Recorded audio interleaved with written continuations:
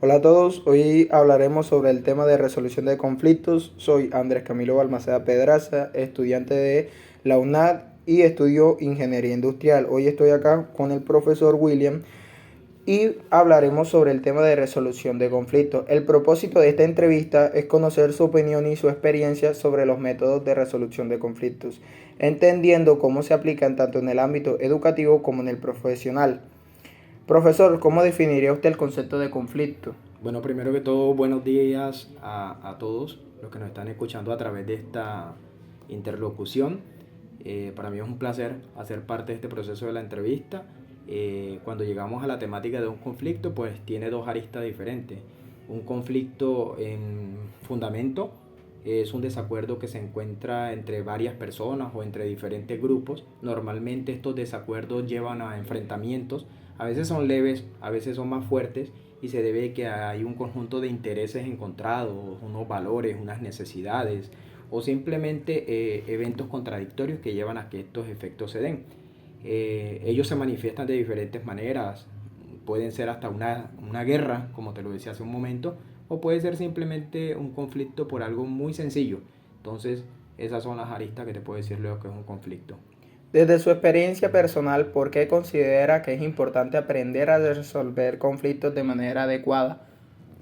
Cuando lo tocaba hace un momento decías de que los conflictos se pueden presentar, en lo que me decías en lo personal, me decías que se maneja en el entorno educativo y en el entorno profesional. Eso lo llevo, en lo profesional lo llevo más a lo laboral. Pues recordarte que llevo 18 años de experiencia liderando empresas, adicionalmente llevo ya unos 5 años en la educación, entonces he manejado los dos eventos. Es muy importante tener en cuenta que la resolución de conflicto permite a que todo evolucione. Uno siempre quiere que en el entorno en que uno esté, en el contexto en que se maneja, las cosas funcionen, las cosas evolucionen y vayan a un buen término. Toda organización quiere que las cosas se den, tiene un propósito, pero cuando hay conflictos al interior, lógicamente el propósito no se va a llegar de una manera interesante o inteligente como debe ser, porque esto va a truncar el buen proceso. Entonces la resolución de conflictos llega a eso, saber manejar el conflicto es llegar a consensos entre las personas o entre los grupos que hacen parte del problema y permitir de que la empresa o la entidad educativa avance y no se detenga en sus procesos. Entonces por eso es muy importante eso. Entonces podríamos decir que el conflicto no siempre es negativo. No siempre es negativo, si tú lo miras desde una perspectiva muy importante, a veces hay cosas dentro de las empresas que están mal hechas. Puede que el que tenga el liderato en el momento no esté haciendo las cosas de la mejor manera. Y si no hay un conflicto de que un grupo o de que una persona diga no estoy de acuerdo, las cosas siempre van a estarse haciendo mal. Pero cuando se le da un freno y se les dice esto está mal y la persona o el líder pues no acata, es necesario que se llegue a un conflicto que es que la persona que se está oponiendo está buscando que las cosas se den en buenos términos. Entonces, cuando ya se presenta este conflicto, ya se genera la necesidad de la resolución, es lo que permite que la empresa avance, que el negocio avance o que simplemente el grupo social mejore en cosas que están dándose de manera negativa. Entonces, no siempre es negativo. En su experiencia docente o profesional, ¿ha tenido que aplicar alguno de estos métodos? Efectivamente, todo el tiempo. Siempre se han presentado. Ustedes están iniciando en ese camino de que pues acaban de salir de estudiantes de una institución educativa de bachillerato, ahora están en la universidad y siempre va a haber problemas a menor o mayor escala. Entonces en empresas es muy importante para que se den las cosas y en las instituciones educativas también. Entonces siempre se han manejado estos conflictos a menor o mayor escala. ¿Podría mencionarnos cuáles son los métodos más comunes de resolución de conflictos?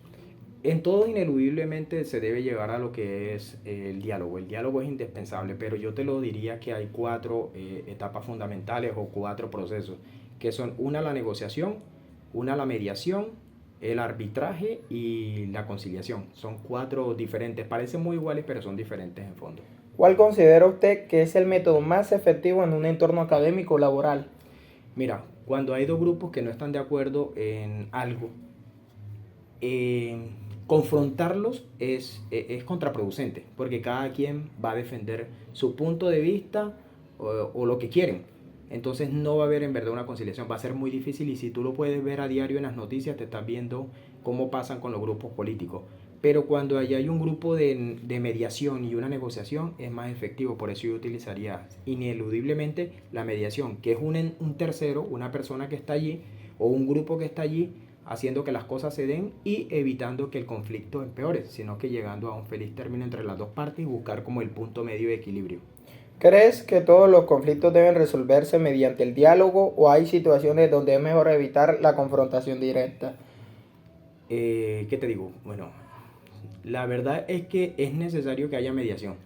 Si un conflicto, por ejemplo, entre países, deja que avance, va a terminar en una guerra. Por eso el diálogo es la única manera, el único camino para llegar a una resolución de conflicto. Es necesario. Entonces la comunicación y la empatía son claves para la resolución de conflictos. La empatía es ceder.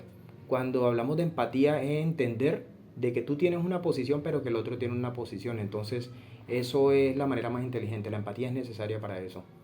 ¿Qué consejo le darías a los estudiantes o futuros profesionales para manejar los conflictos de manera constructiva? Bueno, para manejar un conflicto de manera constructiva, cuando tú eres el conciliador o esa persona intermediaria, lo que tú debes tener en la cabeza primero es saber cuál es el problema de fondo. Yo no puedo abordar un problema sin saber cuáles son las aristas que estás manejando o cuáles son el conflicto de intereses que existe. Cuando ya tú sabes cuál es el conflicto de intereses, abórdalo de una manera muy equitativa, muy inteligente, no poniéndote ni de un lado ni del otro, sino tratando de buscar el punto intermedio y lo que lleve a una resolución pues efectiva. ¿Cómo cree usted, profesor, que la educación puede fomentar una cultura de resolución pacífica de los conflictos? Desde temprana edad, desde los chicos, ustedes cuando están digamos, desde párvulo, desde la primera infancia, desde por allá, desde preescolar, primaria, desde ahí se les comienzan a dar los principios fundamentales. Por eso ustedes ven ética, por eso ustedes ven religión, que son más que una materia de matemática, de física, de cálculo, es en sí lo que transforma es el pensamiento humano y el comportamiento humano. Entonces desde ahí se le comienzan a dar esas bases para que ustedes aprendan a que tenemos que vivir en comunidad, tenemos que respetar y tolerar a cada una de las personas. Entonces desde ahí esas son las bases iniciales. Muchas gracias, profesor, por su tiempo y por compartir sus conocimientos. Sin duda sus aportes me ayudarán a comprender mejor cómo aplicar los métodos de resolución de conflictos.